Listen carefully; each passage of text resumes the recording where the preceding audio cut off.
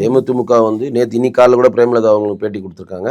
ஆமா தேமுதிமுக இடம்பெறான்றது ஓகே ஒத்துக்கிறோம். பட் இது வந்து என்டிஏவோட கடைசி கூட்டம் கிடையாது. இன்னும் கூட்டங்கள் நடைபெறுகிறது. இன்னும் என்டிஏயில் பெரிய பெரிய பிரதமருடைய கூட்டம் அப்படிங்கும்போது இன்னும் பிரதமர் வருவார். டைம் இருக்கு, 75 நாள் டைம் இருக்கு. இன்னும் பிரதமர் இன்னும் 2 முறை கூட வருவாங்க. ஆனால் அது வந்து ஒரு ஆரம்பம் தான். அது உடனடியாக ஒரு செலிப்ரேஷன் பண்ணி ஒரு எல்லாரும் ஒரு மிங்கிள் ஆகி எல்லாம் அங்கே அந்த கூட்டணி தலைவர்கள் இருக்கக்கூடிய தொண்டர்களுக்கெல்லாம் ஒருமித்த கருத்தோட மிங்கிள் ஆகணும் தான் பிரதமர் அவர்கள் இந்த கூட்டத்தில் அட்டன் பண்ணாரு. அதுவும் வந்து அவர் திருவனந்தபுரத்துக்கு வந்ததுனால இந்த ப்ராசஸ் நமக்கு வந்து சாத்தியமாச்சு.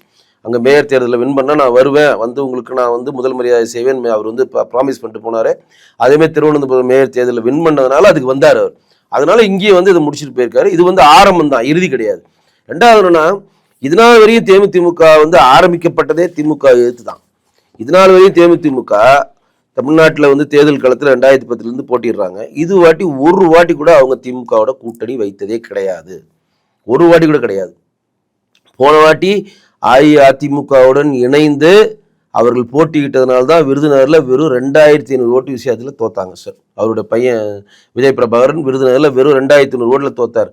ராதிகா அவர்கள் மட்டும் நிற்காமல், அதாவது பிஜேபியும் நம்ம ஏடிஎம்கேவும் சேர்ந்து தேசிய ஜனநாயக கூட்டணி போட்டியிருந்தா மாணிக் தாக்கூர் டெபாசிட் வாங்கிக்க மாட்டார். ஏன்னா ராதிகாவும் 1.5 லட்சம் ஓட்டு மேலே வாங்கினாங்க.